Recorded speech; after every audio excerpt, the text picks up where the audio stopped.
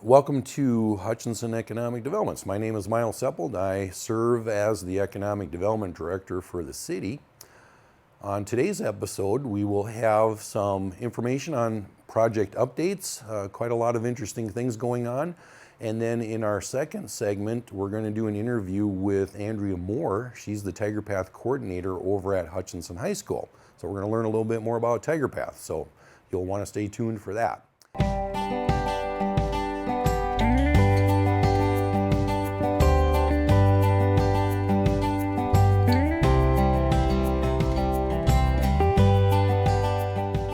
Okay, on the updates, the landing is coming right along. And if you've been out in that part of the city, you can see they're getting the siding on the building on.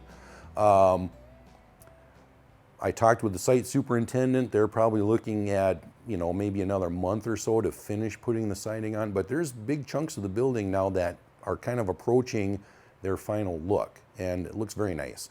The top floor of the building has been drywalled. They're working on the second floor now. They're kind of going from top to bottom.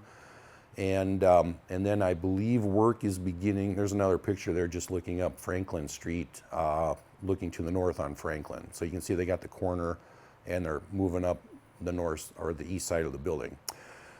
Work is beginning on putting in the stormwater retention pond. The contractors are on site right now.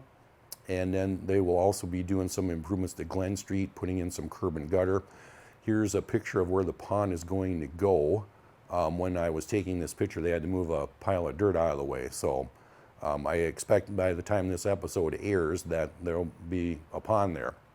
And then here's Glen Street, and you can see where the stormwater pipe is kind of pushing up through the road. So that's all going to get corrected, and then they'll put curb and gutter to curve it around and then get rid of the old boat landing that's there. So should be unfolding here pretty rapidly, and I would expect this will all be in place probably by the end of June.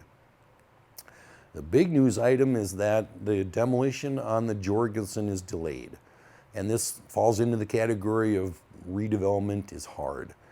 What had happened is that we were one day away, probably 1 or 2 days away from actual demolition. And the decision was made, we should just double check and triple check to make sure that all the hazardous materials are out of the building. Let's do little bit more testing. And a little bit more asbestos, or a significant amount of asbestos was found.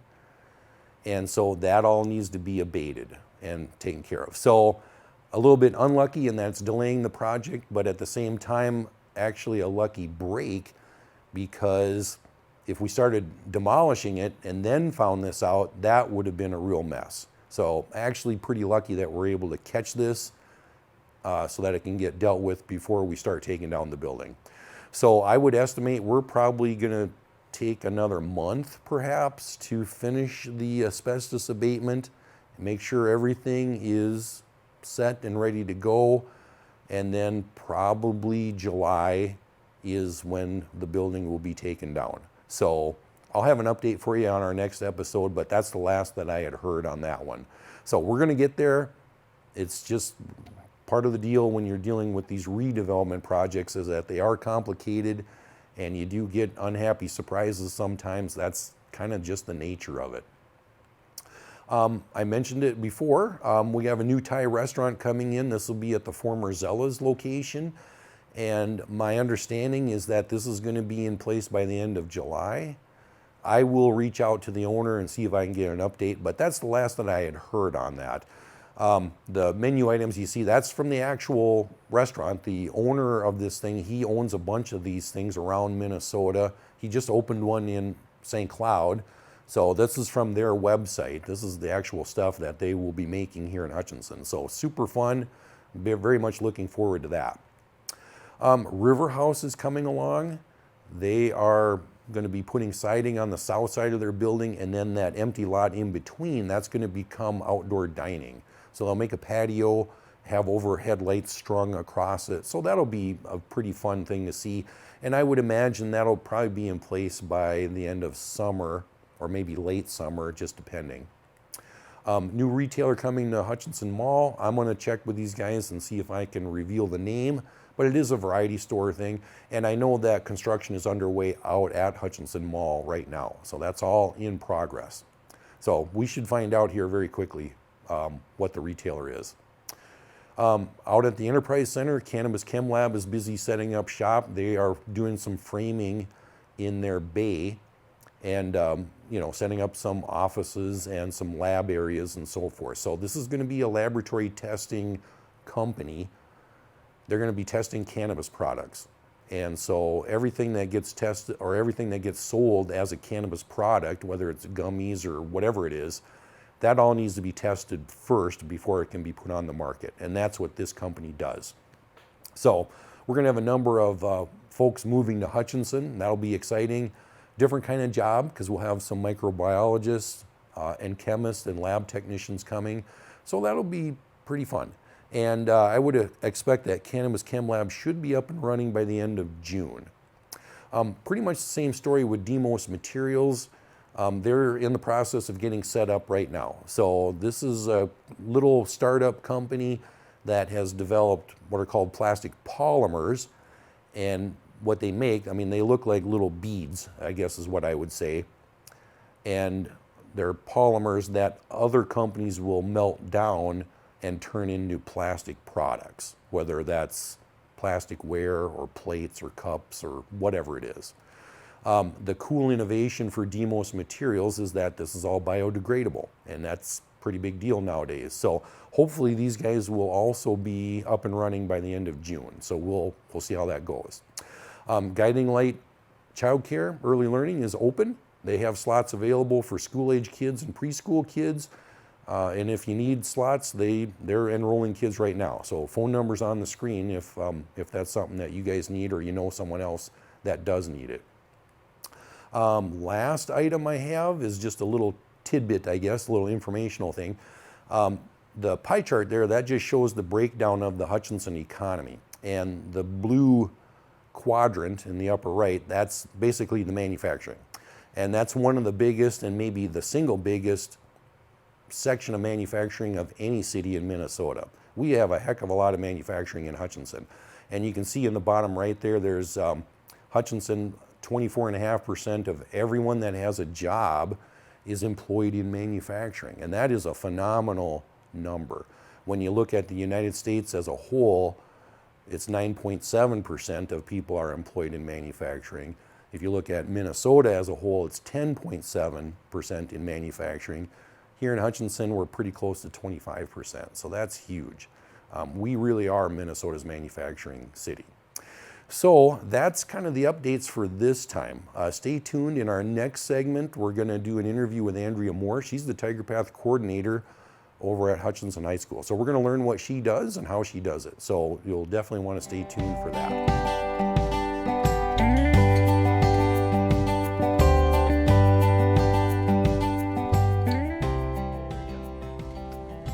Welcome to Hutchinson Economic Developments. My name is Miles Seppold. I'm the Economic Development Director for the city. Joining us this morning is Andrea Moore. She's our TigerPath coordinator here at Hutchinson High School, and we're going to spend a few minutes learning more about TigerPath. Welcome, Andrea. Thank you. Thanks for having me. First question is, for folks that may be hearing about it for the first time, what is TigerPath? How would you explain that? All right, great question. I usually say there's kind of two parts to it. One has to do more with the classes that students take. So everyone needs math, science, social, et cetera, to graduate from high school. But then there's electives. You remember taking electives when you were in high school. So TigerPath groups electives in a logical way. So if you're in the stream TigerPath and you're kind of focused on manufacturing, your electives that you're most likely going to take are going to be electricity and electronics, machine tool, welding, etc. But you can take electives outside of your TigerPath as well. Okay. And then the other facet is career exploration. And that's me. That's what my full-time job is just setting up opportunities for students to explore different careers and really connect them with the community. Okay, so what's a typical day for you? What are the top 2, 3, or 4 things that you actually do? Every day is so different, which I love, actually. But I would say Mainly, it's setting up those opportunities for students, either a job shadow or internship, or helping teachers maybe with field trips. We have so many great teachers who, want to supplement their in-school curriculum with some real-world experiences out in the community, and luckily our community goes along with that. Also, looking for sources for funding to create even better opportunities, maybe applying for grants, and then, talking to other schools and learning from them, and they come and want to learn from us. So I would say those are the main things I do on a daily basis. Okay. Now, TigerPath is a little bit different because it's not one size fits all, like maybe you and I would have experienced when we were going through school, or maybe our viewers were going through school. So how is it different today than what maybe members of the audience would remember from their own school experience? Right. Another great question. I would say, to sum that up, it's like a tagline on the back of my business card says, it's not how smart are you, it's how are you smart. So just really trying to focus on each student's individual skills and interests and abilities, and then trying to find the best hands-on and real-world experiences to help them continue to explore their areas of interest. And we did that in high school too, but I think maybe we do a little bit better job of that. Maybe now. More of an emphasis on that? Yeah, I think so. Very much individualized? Okay. Now, we have 4 TigerPath academies here at the school. When we went through, there were no academies. It was just a thing. Right. Now we have academies. Can you walk us through what the academies are and what they're about? Sure. And this is very much just an overview. So I'm sure I'm going to leave something out. I'm sorry. But so we have STREAM, Sci-Hi, Human Services, and Business. So STREAM is mostly manufacturing and the ag world, etc. And then Sci-Hi would be mostly medical careers in the medical field. And that would include, veterinarian and chiropractor, all sorts of different medical careers. Business would be the for-profit businesses, and also things like attorney, accountant. And then human services would be mostly like the teaching, social work, counselor, law enforcement, military, etc. And as you might imagine, many careers cross over and hit more than one TigerPath. But those are kind of the overarching categories and careers in each. Okay, perfect. So how early do students begin exploring TigerPath opportunities, and how do students choose an academy? What's that process like? I do get that question quite often. Well, there is a rule in Minnesota and many other states that students need to have some type of 4-year plan. So students do choose their TigerPath in 8th grade. And they do that with the help of their counselors, parents, different interest and skills inventory tests that they take, and then they are able to choose all their classes and electives based on that TigerPath. Of course, and I agree, people will say, I didn't know what I wanted to do till I was 50. Why does a student have to decide in 8th grade? And we really try to say they're not deciding on a career in 8th grade. I mean, some are, and they'll stick to it, They're not deciding, I want to be a doctor when I'm in 8th grade. They're just choosing a general path to start exploring. And if they don't like it and they start exploring and they're like, maybe this isn't for me, they move to a different path or a different one. And that could happen several times during their high school career. Okay. Switching gears a little bit now, we're going to talk about the Center for Technical Excellence. We looked at that a couple weeks ago on this show. And that's become a major part of TigerPath. What makes that so unique? Oh, it is so fun to do tours for other schools and businesses to show them that, and everyone is just like drooling, and they wish they had that in their school or in their community. I think one of the things that makes it unique is the planning that went into it, which you were involved in. I was not, so I can take no credit. But it's really state-of-the-art equipment in there. I know that businesses who come in say, oh my goodness, if your students are learning on this CNC machine, the transition to a job at my company is going to be seamless. So I think it's really the state-of-the-art, up-to-date equipment, and the kids feel it. They know they're working with fancy stuff, you know, and the latest and greatest technology, and that just creates a whole great atmosphere as well for teachers and students and people who come to look at it.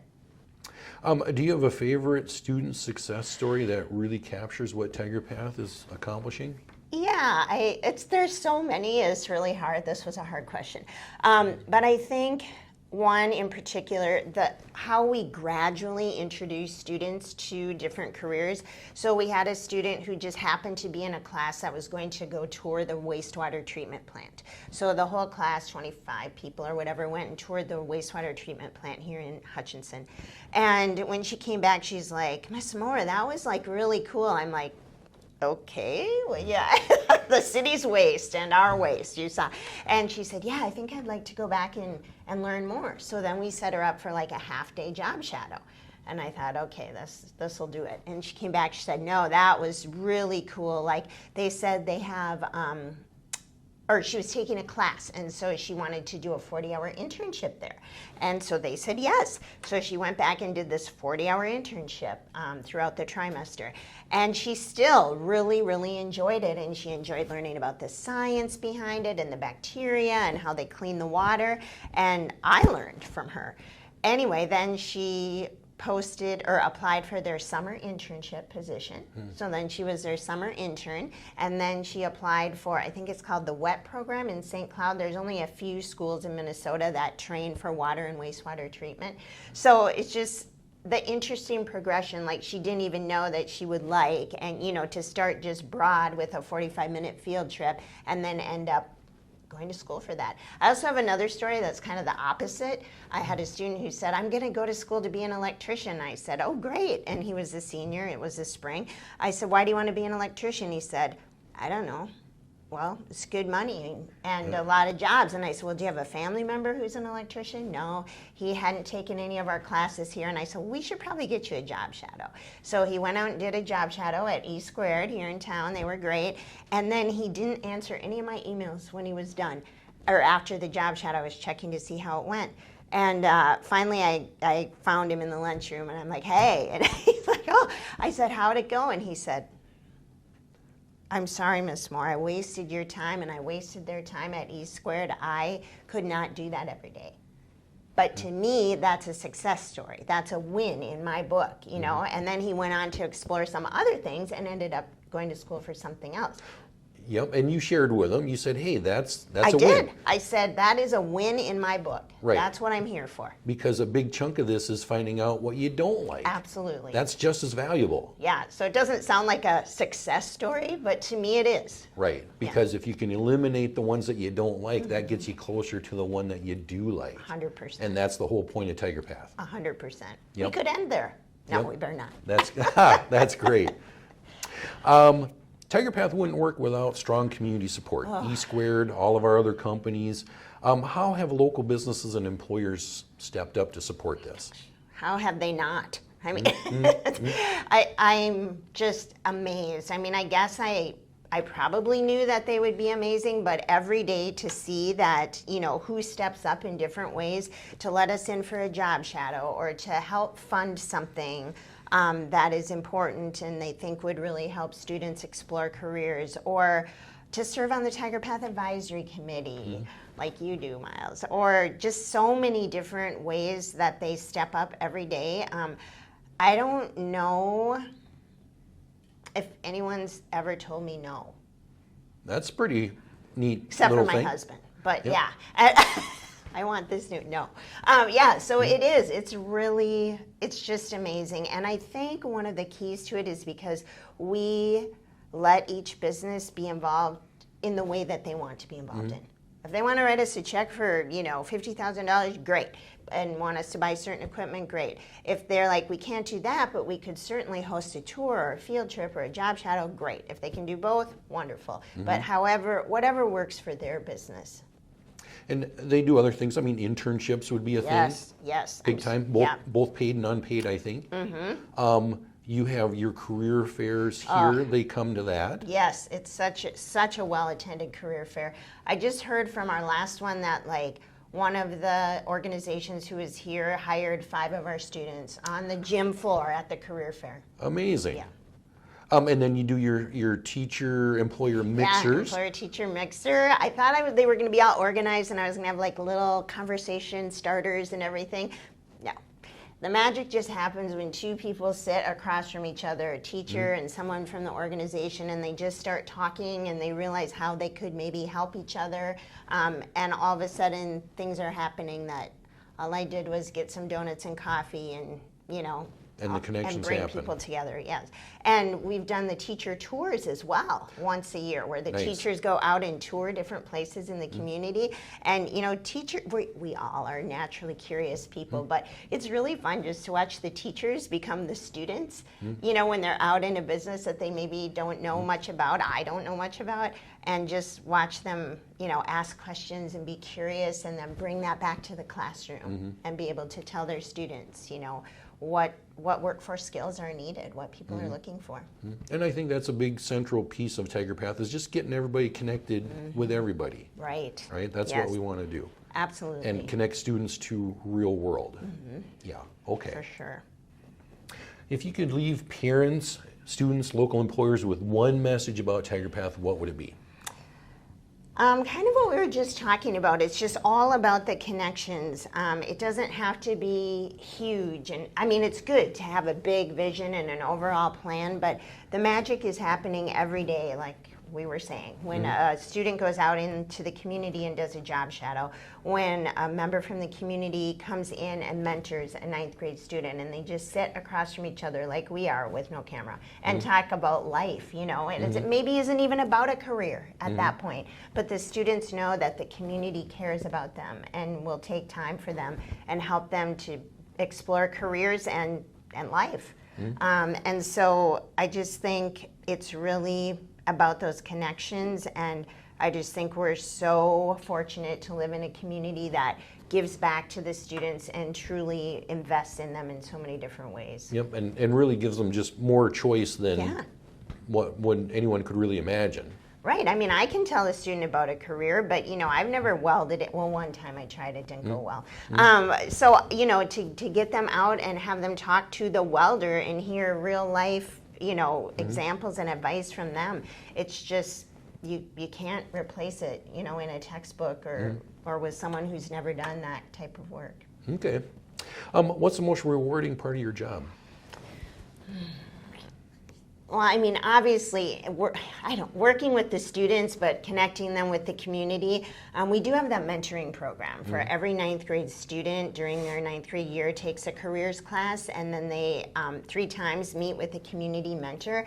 And, it's a lot of work, and, you're getting everything ready, and people are sick, and kids are sick, and whatever, but once they're all here and I'm just walking around the school and watching these wonderful conversations happen between students and community members, both of whom might have been nervous, to start with, and then that second time, students see me in the hallway and they're like, Miss Moore, when is my mentor coming again? And so to just watch the connections and the relationships build and to know what that means, not just for the students, but for the mentors too. I think those are the most rewarding days of the whole school year, our mentoring days. Okay. What's one thing happening with TigerPath today that would have been a surprise to people, say, 15 or 20 years ago, before TigerPath? What would they be most surprised at?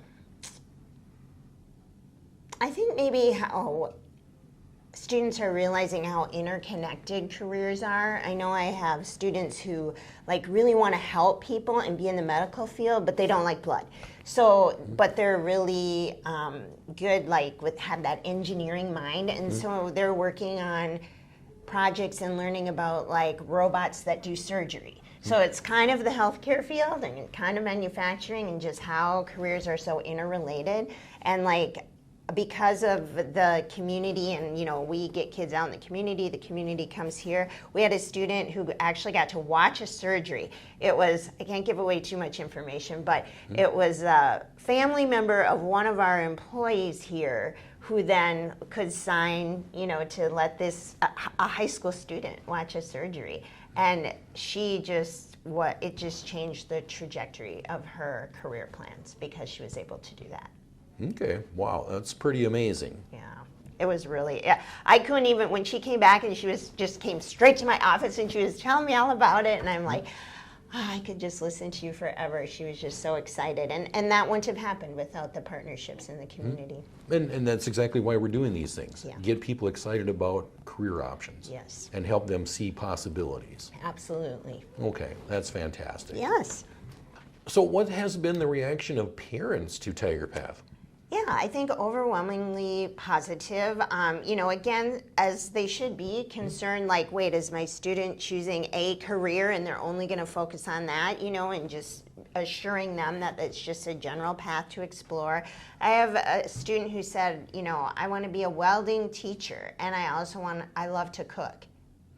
So, he's taking welding for his electives, he's taking child development and psychology for kind of that teaching angle, and then he loves to cook, so he took foods, so students can still take whatever electives they want. We're just trying to help them group them in logical ways. I've had several parents who have been at a presentation or something and then emailed me and said, can you help, Mary do a job shadow at such and such, which works well, except I have learned it's definitely the best practice to involve the student.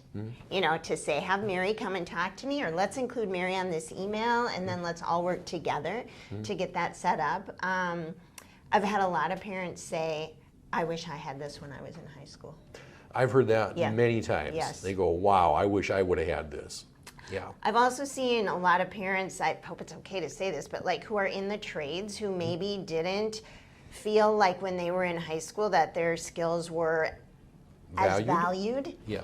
Who, hear us talk about these skilled, important, well-paid jobs and careers, who just sit up a little straighter, hey, what I'm doing out here is really important, so I love to see that. And I remember, when we first rolled out TigerPath years ago, I remember one parent who basically said, finally, now there's something for my kid. Because prior to that, it had all kind of been, more about college and going to college, and everybody's going to go to college, but that's not real world. Right. So I think it's been very well received as far as I can tell. Right, and I always say about almost everything in life, choices, not just, of course, there are still many people who can and should go to college for 4, 6, 8 years, but it's not the only choice. And if that's not the path that you're choosing, or your skills and interests and abilities, then it doesn't mean you are lesser than. It just means you have a different skill set. And to really, I think people are really starting to believe that. I mean, my husband works in the trades, and he lays in ditches and red worms drop on him, and you couldn't pay me $1 million a year to do that. He can just hear something and he knows a bearing's going out, and I'm like, what's a bearing? And these are important things, but he also would have a hard time coming and teaching 39th graders. Right. He'd rather be laying, nothing against ninth graders, but one-on-one maybe. Well, and that's the whole idea, is that everybody finds their own path. Right. Yeah. Well, I think that's about it. I want to thank Andrea for taking the time to visit with us. We just kind of wanted to share a little bit more about TigerPath and help folks understand what we're doing and why we're doing and how we're doing this thing at Hutchinson High School.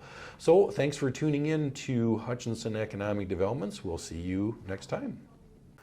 That's it for this edition of Hutchinson Economic Development. Same as always, if you have any questions, certainly feel free to give me a call anytime. I'd be happy to chat with you. So we'll sign off for today, and we'll watch for you next time. Thanks for tuning in.